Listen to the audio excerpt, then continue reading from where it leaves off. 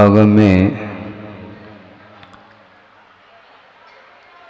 जीव को तीर्थ के रूप में स्वीकारा है।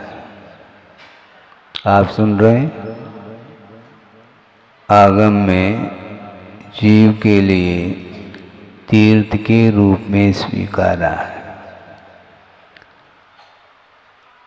लेकिन सामान्य जीव को तीर्थ के रूप में नहीं स्वीकारा है। रैनते संयुक्तो जीवो हवे उत्तमम तीर्थम संसारम तरे यदो रैनते दिव्यनावाये, ऐसा कहा। रत्नत्रय रूपी दिव्य विशाल नौका के माध्यम से वह संसार को पार कर लेता है।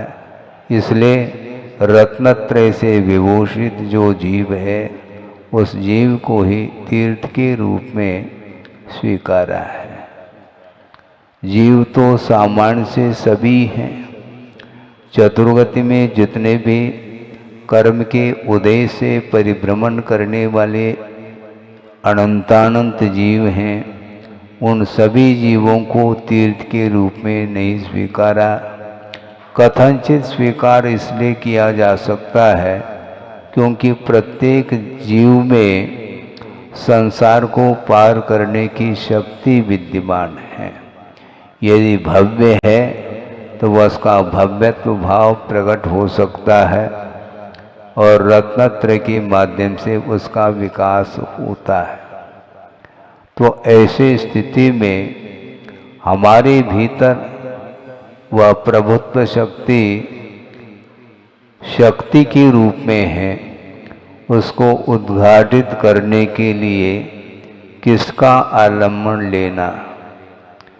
जो रत्नत्रय की आराधना कर रहे हैं उनका आधार, उनका आलम्बन लेते हैं और उनकी उपासना यदि हम करते हैं तो निश्चित रूप से हमारा जीवन भी जिस प्रकार साधकों का जीवन है उसी प्रकार अपना जीवन भी निर्मल बन सकता है।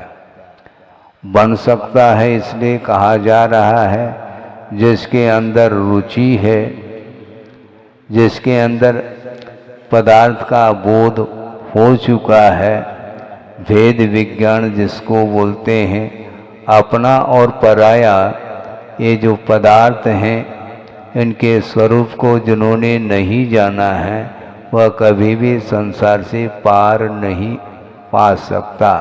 संसार से पार होने के लिए अपना और पराया इसका भेद ज्ञान होना अनिवार्य सिद्ध होता है।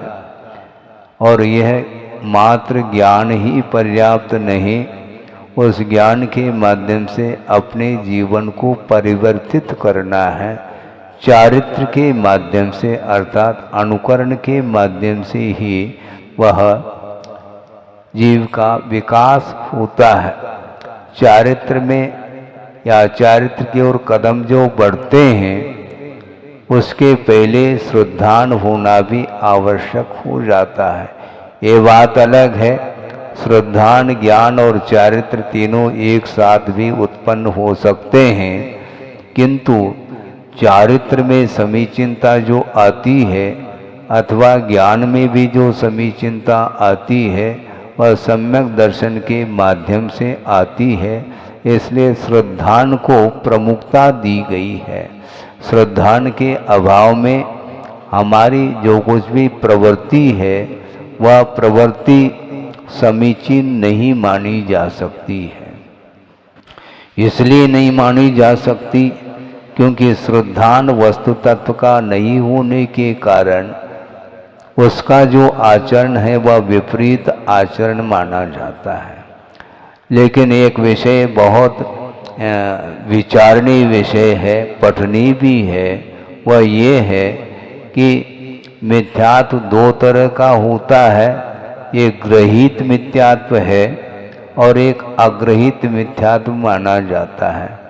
अग्रहित मिथ्यात्व का अर्थ ये है कि जिस प्रकार उपदेश के बिना सम्यक दर्शन की उत्पत्ति होती है, जिसको नैसर्गिक सम्यक दर्शन बोलते हैं।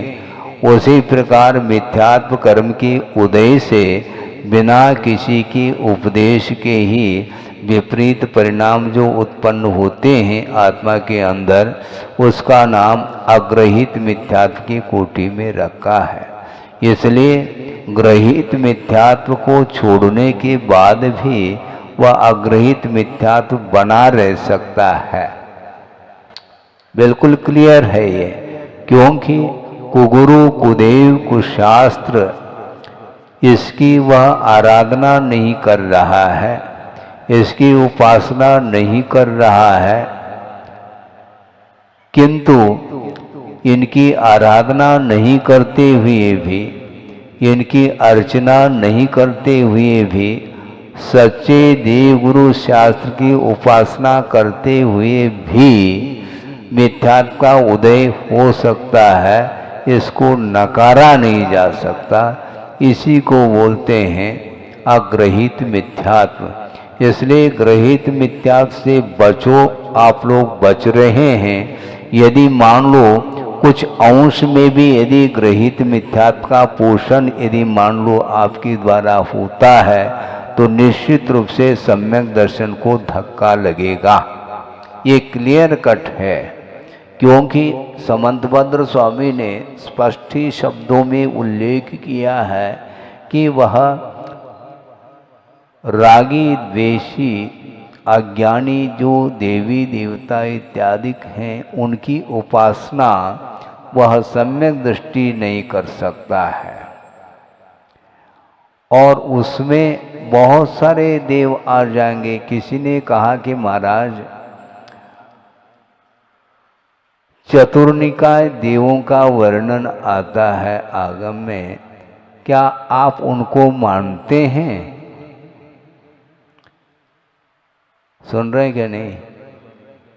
उन्होंने पूछा कि महाराज आगम में सूत्र आता है देवाश चतुर्निकाया, 4 प्रकार के देव हैं, क्या उनको आप मानते हैं क्या? नहीं।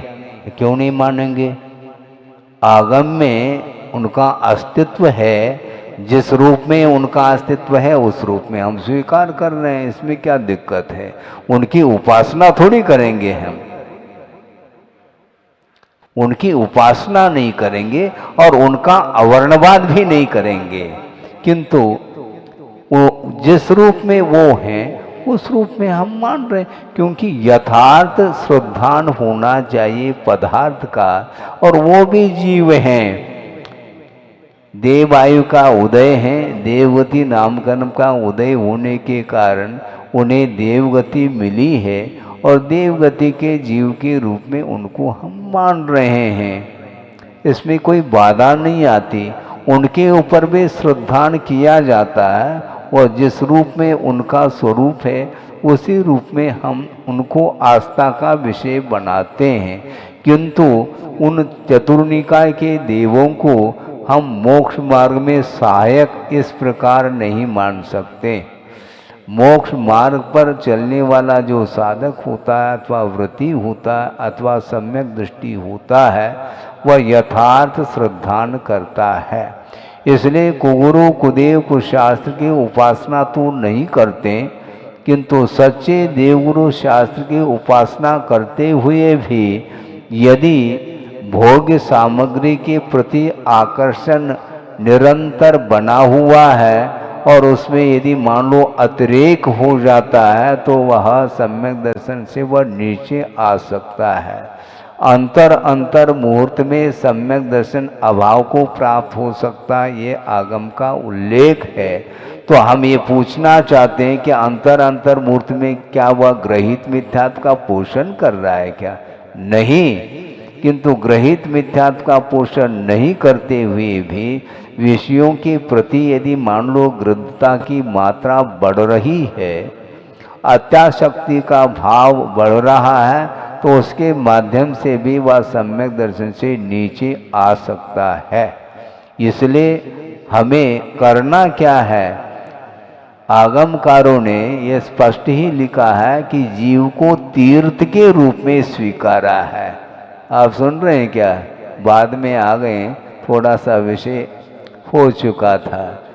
कार्तिकेयन परीक्षा उसमें एक गाथा आई है, उसको रखा था कि जीव को तीर्थ के रूप में रखा तो है, किंतु सामान्य जीव को तीर्थ के रूप में नहीं स्वीकारा, किंतु रत्नत्रय से युक्त जो जीव है उसको तीर्थ के रूप में माना है, क्योंकि उसके माध्यम से, रत्नत्रय के माध्यम से संसार समुद्र से वह पार हो जाता है। इसलिए जो संसार से पार लगाने वाला जो होता है वह तीर्थ माना जाता है। इसलिए देव गुरु शास्त्र अर्थात देवादिदेव वीतरागी प्रभु वो तो तीर्थ रूप है ही, किंतु जो अभी अभी रत्नत्रय को अंगीकार किया है उसके लिए भी तीर्थ की संज्ञा दी जा रही है। इसलिए रत्नत्रय बहुत बहुमूल्य वस्तु है। संसार से पार होने की इच्छा तो संसारी प्राणी की बनी रहती है, किंतु जिसके माध्यम से संसार का विच्छेद होता है उसका वह आलम्बन नहीं ले पाता। यदि लेता भी है तो श्रद्धान के रूप में लेता है, चारित्र के साथ वह जीवन नहीं जी पाता, तो फिर वह पार नहीं हो पाता है। लेकिन श्रद्धान भी बहुत बड़ा महत्वपूर्ण विषय है कि चारित्र के अभाव में भी एक बार जैसे सम्यक दर्शन की उपलब्धि हो गई है और उस सम्यक दर्शन को जिन्होंने क्षाई के रूप में परिवर्तित किया है, तो उसमें उसका संसार में रहने का अधिकतम काल कितना है? 4 भव कहा, सुन रहे हैं? 4 भव से अधिक नहीं। कौन? क्षायिक सम्यक दृष्टि। एक वर्तमान का भव है जिसने मिथ्यात्व के साथ मनुष्यायु अथवा तिरंचायु का बंध किया है और इस मनुष्य जीवन में सम्यक दर्शन को प्राप्त करके केवल्य और श्रुत केवल्य के पाद मूल में वो सम्यक दर्शन को क्षाई के रूप में परिवर्तित किया है, तो निश्चित रूप से वह भोग भूमि का मनुष्य अथवा तिर्यंच बनता है। फिर वहाँ से अवसान को प्राप्त करके वह निश्चित रूप से देवगति को प्राप्त करता है। तो वर्तमान का एक भव और एक भोग भूमि का भव, और वहाँ से देव पर्याय को प्राप्त कर लिया तीसरा भव, और वहाँ से च्युत होकर के पुनः मनुष्य बन करके रत्नत्रय की आराधना करके वह मोक्ष का लाभ ले लेता है। इस प्रकार क्षायिक सम्यक दृष्टि का अधिकतम भव 4 भव बताया है। इसलिए वस्तुतः सम्यक दर्शन बहुत महत्वपूर्ण वस्तु है। किंतु ये भी ध्यान रखना, सम्यक दर्शन क्षाई के रूप में परिवर्तित करने के बाद भी चारित्र के शरण जाना ही पड़ेगा, क्योंकि जब तक वो श्रद्धान को हम उसका अनुकरण नहीं करेंगे, जिस रूप में वस्तु के प्रति श्रद्धान किया है उसी रूप जीवन को ढालने के लिए चारित्र की बड़ी आवश्यकता होती है। क्षायिक सम्यक दर्शन होने के बावजूद भी असंयम अवस्था में उसको मुक्ति नहीं मिलेगी, चाहे वह तीर्थंकर का जीव ही क्यों न हो। तीर्थंकर के लिए भी ये कोई अपवाद नहीं है कि बिना दिगंबरत्व के वह मोक्ष को प्राप्त कर ले, उसी भव से उसे मुक्ति मिलेगी, ये बिल्कुल सत्य है। किंतु ये सत्य होते हुए भी परिग्रह का विमोचन करना आवश्यक है। क्षायिक सम्यक दर्शन जिसे प्राप्त है तो बहुत उसका सम्यक दर्शन निर्मल हो चुका है, लेकिन निर्मल सम्यक दर्शन का होना अलग वस्तु और चारित्र को निर्मल बनाना ये भिन्न विषय है। जब तक वैराग्य उत्पन्न नहीं होता तब तक वह तीर्थंकर का वह जीवन असंयम दशा में जो व्यतीत हो रहा है वह क्षायिक सम्यक दर्शन होने के बावजूद भी राग का अभाव नहीं हो पा रहा है। 83 लाख पूर्व इतना दीर्घ काल तक क्षायिक संवेदन के साथ रहते हुए भी वह हवेली को क्यों नहीं छोड़ना चाहते हैं? क्या वह हवेली अपनी हवेली मान रहे हैं क्या? नहीं। बोलो। महाराज श्रद्धान तो उनका प्योर है। हाँ बिल्कुल मैं मानता हूँ, श्रद्धान प्योर होते हुए भी अपने जीवन में वह विषय क्यों नहीं आ पा रहा है? संयममय जीवन क्यों नहीं बनाना चाहता है? असंयम अभी भी रुच रहा है, ये मानना पड़ेगा।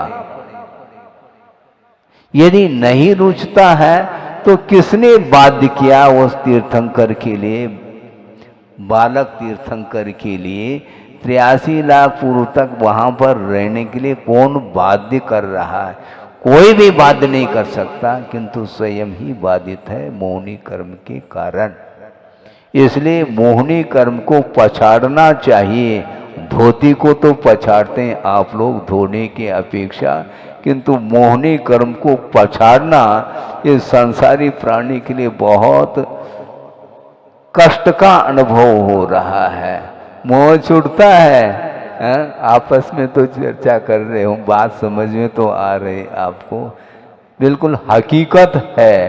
संसारी प्राणी वस्त्र को तो धो रहा है, अपने शरीर को तो वह धो रहा है, किंतु आत्म तत्व को धोने की बात करो तब तो कल्याण होगा, नहीं तो नहीं होगा।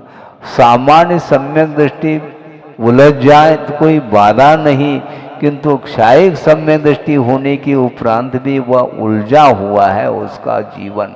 ये बात अलग है, उसी भाव से वो मोक्ष मार्ग के नेता बनेंगे, किंतु अभी वो नेता नहीं है, मोक्ष मार्ग के तो नहीं। और मोक्ष मार्ग के जब नेता बनते हैं तो वह केवल ज्ञान जब तक नहीं होता तब तक वह मौन ही रहते हैं। रत्नत्रय का पालन करते हुए अपने जीवन को वह सार्थक सिद्ध कर रहे हैं। शरीर क्या है और आत्म तत्व क्या है, इसको पृथक महसूस करना खेल नहीं बंधु। क्षायिक सम्यक दृष्टि के लिए भी यह दुर्लभ है, क्योंकि संयम जो होता है वह सम्यक दर्शन से भी दुर्लभ माना गया। सम्यक दर्शन उत्पन्न होने के उपरांत भी पूर्णतः राग नहीं छूटता है। चक्री वो भी क्षायिक सम्यक दृष्टि थे, फिर भी षटखंड अधिपति ये क्या वस्तु है? किधर उलझ रहा है वो हमें बताओ। ये नियोग है, नियोग वगैरह सब छोड़ दो आप। हाँ, ये स्वयं की इच्छा है, ये असंयम का भाव है। भाव द्रव्य नहीं होता, ये ध्यान रखो। स्वतत्व कहा है, वह असंयम भाव जो है ना वह परतत्व नहीं।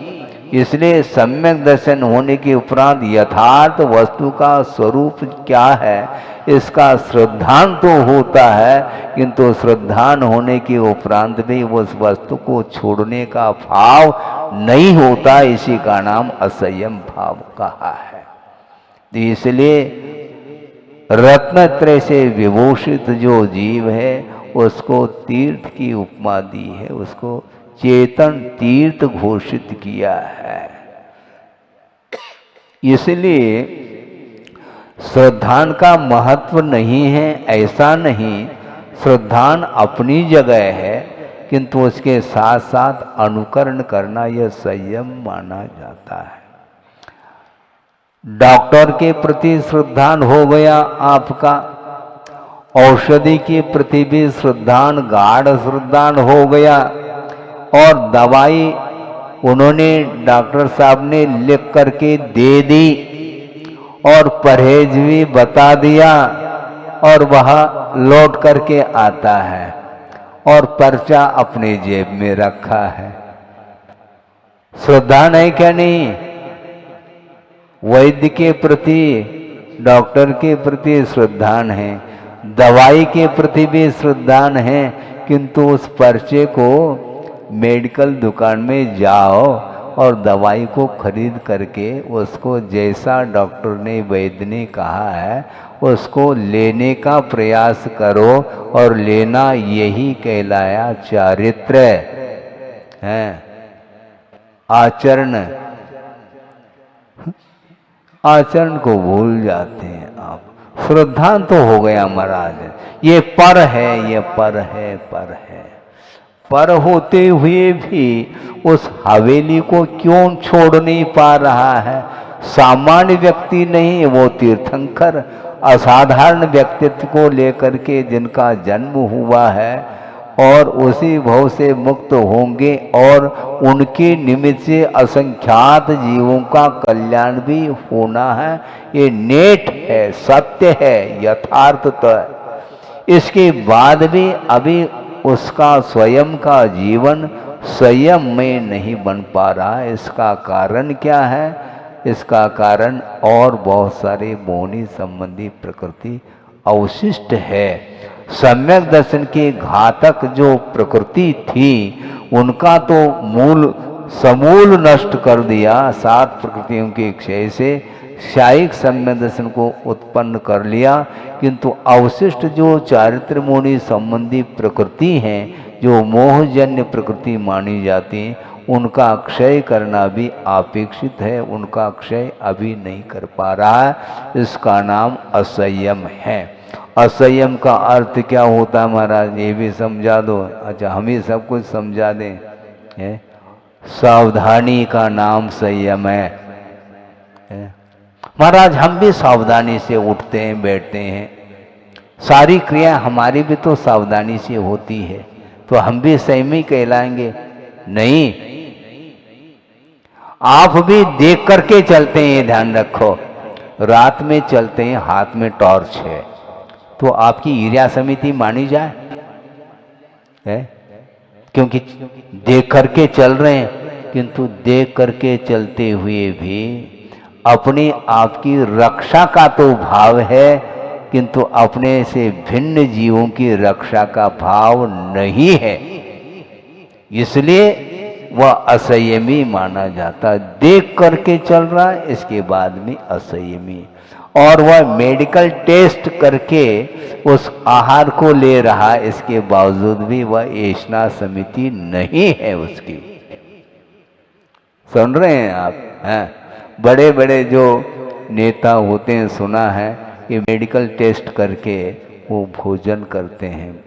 क्या है इसका अर्थ? है वह नवदा भक्ति पूर्वक वो भोजन कर रहे हैं क्या? नहीं, उनकी वह ऐसा समिति संभव नहीं है। अपने आप की रक्षा का ध्यान है, ऐसा न हो कि अवसान न हो इस आहार के माध्यम से, इसका ध्यान है उसे। किंतु आचार्य कहते हैं मरण से भीति कभी भी साधक को नहीं होती। साधक को कभी भी मरण से भीति नहीं, किंतु पाप से भीति है उसको। वो हमेशा पाप भीरू होता है। वह राग, द्वेष, मोह इत्यादि जो पापमय परिणाम है, इससे वह प्रतिपल डरता रहता है, क्योंकि इसके माध्यम से संसार का विकास होता है। संसार से पार होने के लिए हमें पाप से डरना है और किसी से डरना नहीं। किससे डरोगे? क्योंकि डरने से मृत्यु से बच नहीं पाएंगे। तो किससे डरना? पाप में परिणाम से डरो, नहीं तो यहीं डरे रहोगे संसार में। हाँ बिल्कुल, पाप से डरो, नहीं है तो यहीं डरे रहेंगे आप। मतलब संसार से ऊपर नहीं उठ पाएंगे आप। इसको ध्यान में रखना चाहिए। इसलिए रत्नत्रय से संपन्न जो जीव होता है उसको चारित्र के रूप में, अपने तीर्थ के रूप में स्वीकार कर लिया। जब इस पंक्ति को हमने पढ़ा कि देखो गुरुदेव की किस ओर दृष्टि है, क्या कहना चाहते हैं, तुम तीर्थमय हो किंतु रत्नत्रय से संपन्न हो तो स्वयं भी संसार से पार हो सकोगे, और जो पार होना चाहता है उसके लिए भी हस्तावलंबन आपके द्वारा मिलेगा। ये है स्वरूप।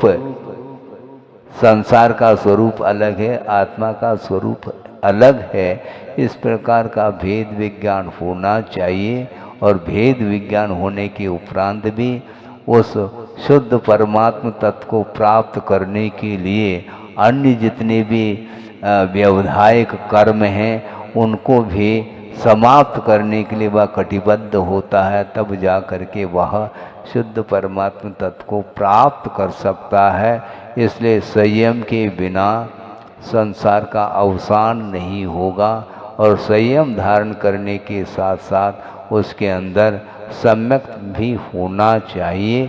सम्यक के अभाव में जो कुछ भी आचरण है वह आचरण किसी भी प्रकार से संसार के विच्छेद के लिए कारण नहीं हो सकता। यहाँ तक कि आचार्य समंतभद्र स्वामी ये कहना चाहते हैं, जिसने चारित्र को अंगीकार नहीं किया है, सम्यक दृष्टि है मात्र अविरत सम्यक दृष्टि, और वह 8 अंगों का पालन करता है, एक अंग से भी वह रहित होता है सम्यक दर्शन, तो वह संसार का विच्छेद करने में समर्थ नहीं है, ऐसा कहा है। अक्षर न्यूनः मंत्रः विष वेदनाम न निहंती कहते हैं। विष शरीर में व्याप्त हो चुका है। मान लो किसी को सर्प ने डस लिया, उसके माध्यम से वह विष पूरा का पूरा शरीर में व्याप्त हो चुका है। अब वह मंत्र के माध्यम से उस व्याप्त हुआ जो विष है उसको दूर किया जा सकता है मंत्र के माध्यम से। लेकिन शर्त यह है, एक भी अक्षर से न्यून है वह मंत्र, तो वह कभी भी विष को दूर करने में सक्षम नहीं हो सकता। उसी प्रकार सम्यक दर्शन 8 अंगात्मक है, उसमें से एक अंग यदि हिलने लग जाए तो सारे सारे अंग भी हिल सकते हैं। आपको ज्ञात होगा मुख में कितने हैं, 32 दांत हैं, उसमें से एक दांत हिलने लग जाए दूसरा दांत भी कभी भी हिल सकता है, ध्यान रखो। एक दूसरे से संबंध है वो, तो इसीलिए आप बहुत होशियार हैं। एक दांत भी यदि सड़ने को हो जाता है, पोला हो जाता है, तो सबको पोला कर सकता है वो। उसी प्रकार सम्यक दर्शन 8 अंगात्मक है, निशंकित, निकांक्षित, निर्विचिकित्सा, अमूढ़ दृष्टि, उपगुण, स्थितिकरण, वात्सल्य और प्रभावना के रूप में। इसमें से एक अंग भी यदि मान लो कमजोर शुद्ध होता है तो निश्चित रूप से वह संसार का विच्छेद करने में वह समर्थ नहीं हो सकता, वह सम्यक दर्शन। तो ऐसी स्थिति में अविरत सम्यक दृष्टि की जब ये दशा बन सकती है तो संयम धारण करने के उपरांत भी सम्यक दर्शन में यदि मलिनता आती है तो बहुत जल्दी वह सम्यक दर्शन से नीचे आ सकता है, और सम्यक दर्शन से नीचे आ गया तो फिर उसका वह संयम केवल खोखला माना जाता है, किसी काम का नहीं। इसको बोलते हैं द्रव्य संयम। इसलिए संयम धारण करने के उपरांत साधक को बहुत सावधानी रखने की आवश्यकता है, और सावधानी का नाम ही संयम है। आप सावधानी से चलते हैं, आप भी देख कर के चल रहे हैं और संशोधन करके ही मान लो भोजन भी कर रहे हैं, और बैठते हैं तो क्या करते हैं आप, क्या करते हैं, फूंक मारते हैं जमीन में, क्योंकि धूल उड़ जाए। वो इसके बावजूद भी यदि मान लो धूल नहीं उड़ता तो फिर रुमाल को बिछाते हैं, फिर उसके ऊपर बैठते हैं। क्यों? वस्त्र गंदे न हो, आत्मा गंदा हो जाए तो चल जाएगा, क्योंकि कौन गंदा हो रहा है मैं बताऊं ना है? और मान लो वह वस्त्र काले रंग का है, कोई दिक्कत नहीं उसको, और सफेद है तो उसमें काला चिपक सकता है। काले में काले का क्या भान होगा? पैंट और शर्ट मान लो काले रंग के हैं और कोयला लग गया मान लो, और उसका क्या, उसका रंग भी वही है और पैंट का भी रंग वही है, तो उसमें पृथक रूप से वह रंग दिखाई नहीं पड़ता। ये सब जो है, ये जो वृत्ति है, ये संयम नहीं है। हाँ, किंतु दूसरे के जीवों की विराधना न हो इसका ध्यान रखना, यह संयम दया मानी जाती है। यह संयम है। संयम का अर्थ सावधानी के साथ चलना, सावधानी के साथ बोलना, सावधानी के साथ ही आहार की चर्या को संपन्न करना, और भी जितने भी समिति हैं, प्रवृत्ति हैं, उनको सावधानी के साथ वह करता है तो उसका संयम सुरक्षित रहता है। और संयम सुरक्षित रहेगा तो चारित्र में समीचीनता बनी रहती है, और वह सम्यक चारित्र के माध्यम से ही वह आगे बढ़ता चला जाता है। कहाँ तक बढ़ता है वो? जब तक निर्वाण का लाभ न हो तब तक वह चारित्र के साथ आगे बढ़ता ही चला जाता है। कितना लंबा चौड़ा है मोक्ष मार्ग है? बहुत लंबा है वो। लंबा चौड़े का अर्थ क्या है? जब तक वह स्वरूप की उपलब्धि ना हो, स्वरूप का ज्ञान होना अलग और स्वरूप का लाभ होना अलग। अभी चर्चा चल रही थी, आत्मा का क्या स्वरूप है? स्पर्श रस गंध वर्ण से वह रहित है, और शब्द से भी रहित है। तो किसी ने कुछ कह दिया तो आपको दिक्कत नहीं होनी चाहिए, क्योंकि आत्मा तो अशब्द रूप है, शब्द रूप है नहीं। तो परेशानी का अनुभव क्यों करते हैं आप? वेट लॉस होने लगा शरीर का और परेशानी में आ गया शरीर का। शरीर तो मैं हूं नहीं, श्रद्धान तो कर लिया है ना, और श्रद्धान कर लिया तो वेट लॉस हो जाए तो आपको दिक्कत क्यों है? आत्मा तो वैसे वेटलेस है, वो लॉस होने का प्रश्न ही नहीं। वह भारी नहीं न हल्का है, क्योंकि यह स्पर्श की ही परिणति है। स्पर्श के जो 8 भेद हैं उसमें हल्का भी है और भारी भी है, दोनों है। वेट आपका बढ़ गया, हाँ 90 100 पार कर गया। अब क्या करेंगे? और ज़्यादा हो गया, मान लो 125 हो गया, तो भैया क्रेन ले आओ, उठाना पड़ेगा क्रेन से। हैं, स्वयं उठ नहीं पाएगा, बैठ नहीं पाएगा, इतनी भारी। ये सब क्या है? ये पुद्गल की ही परिणति है, और उसको लेकर के वह स्वयं अपने आप को मोटा ताजा और अपने आप को दुबला पतला। दुबला और पतला एक ही तो है, लेकिन 2 शब्द के प्रयोग आप लोग करते रहते हैं, ये भाषा है। दुबला पतला का अर्थ क्या? वह उसका शरीर मोटा ताजा नहीं, इसका अर्थ है। तो मोटा ताजा कौन है? दुबला पतला कौन है? और गौर और सावला कौन है? ये सब क्या है? किसकी परिणति है? ये पौद्गलिक परिणति है। रूपिना पुद्गला, पढ़ तो रहे हम, ये रूपिना पुद्गला। परिशुपर में तत्वार्थ सूत्र का शुद्ध पाठ चल रहा है। इसके बाद भी जो 5 इंद्रिय के जो विषय हैं वो सारे सारे पौद्गलिक हैं, और उसके प्रति आकर्षण नहीं छूट रहा है। और महाराज ये भी तो सुना है हमने कि तत्वार सूत्र का शुद्ध पाठ करने से एक उपवास का फल मिलता है। सुनो, यहाँ पर तुम बिजनेस पॉइंट से सोचेंगे तो कभी भी उपवास का फल नहीं मिलेगा। तत्वार सूत्र की महिमा को दिखाया गया है।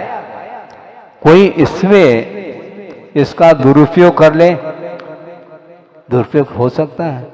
हम बता रहे हैं कि प्रतिदिन कम से कम 10 या 20 बार मान लो तत्वार सूत्र का पाठ करेगा तो एक दिन में 20 उपवास का फल मिलेगा। फिर 1234 आराम से कर लेगा वो। चारित्र शुद्धि व्रत जो है ना, हाँ, वो आराम से कर लेगा। ऐसा थोड़ी होता है, समझो थोड़ा है। उपवास, एक उपवास भी नहीं करना पड़ा और चारित्र शुद्धि व्रत भी हो गया। चारित्र शुद्धि व्रत का अर्थ भी समझ लो। चारित्र नहीं है तो शुद्ध किसको करोगे आप, हमें बताओ। किसको शुद्ध करना है? चारित्र को शुद्ध बनाना है तो चारित्र पहले अंगीकार करो, फिर बाद में उसमें दोष लगते हैं प्रवृत्ति के माध्यम से, उस दोषों को दूर करने के लिए यह व्रत लिया जाता है। इसलिए हम बहुत दिमाग से चलते हैं, क्योंकि व्यापार करने की आदत हमारे अंदर है और उसी पॉइंट से हम सोचते हैं। इसलिए ऐसा नहीं है वस्तुतः। इसलिए फेन पुंजे थवा रंभा स्तंभे सार प्रतीयते शरीरेण मनुष्याणाम दुर्बुद्धे विद्य वस्तुतः, ऐसा कहा। फेन पुंज का अर्थात झाग का समूह है, उसमें कोई भी सार नहीं। अथवा रंभा स्तंभे यानी केले के पेड़ में कोई सार नहीं। केले में सार हो सकता है, किंतु केले का जो पेड़ है उसमें परत के ऊपर परत वो निकालते चले जाओ, उसमें कोई भी सारभूत वस्तु दिखाई नहीं पड़ती। उसी प्रकार इस शरीर में भी कोई सार नहीं, ऐसा कहने का भाव है। लेकिन फिर भी अज्ञानी संसारी प्राणी शरीर के प्रति इतना उसका रुझान है, शरीर से इतना वह आकर्षित होता है जैसे उसको बहुत कुछ मिल गया हो। वह सप्त धातु से निर्मित है, 8 द्वार है, जिस द्वार से मल झर रहा है। इसके उपरांत भी उसको साफ सुथरा करने के लिए वह जल का उपयोग कर रहा है। क्षमा रूपी जल का उपयोग करो, जिसके माध्यम से सब कुछ ठीक हो सकता है। लेकिन हो सकता है, हो तब तो, लेकिन दृष्टि नहीं जा पाती। ये असंयम की दशा में जब तक असंयत भाव बना रहेगा तब तक उसकी दृष्टि भीतर की ओर नहीं जा सकती। हालांकि जगन्य अंतरात्मा वो भी है, लेकिन जगन्य इसलिए कहा क्योंकि असंयम के साथ जीवन जी रहा है। संयम के साथ उसका जीवन चलने लग जाए तो निश्चित रूप से वह पूरी तौर से आत्मा का दर्शन कर पाएगा और आत्म संवेदन के माध्यम से ही संसार से ऊपर उठ सकता है। इसलिए संसार से ऊपर उठने की यदि इच्छा आपके अंदर है, आपके अंदर उत्कंठा है, तो निश्चित रूप से आप निरंतर स्वाध्याय आदि करके अपने भावों को निर्मल बनाने का पुरुषार्थ करते हैं तो निश्चित रूप से मोक्ष का लाभ हो सकता है। हो इस पवित्र भावना के साथ। अहिंसा परमो धर्म की जय।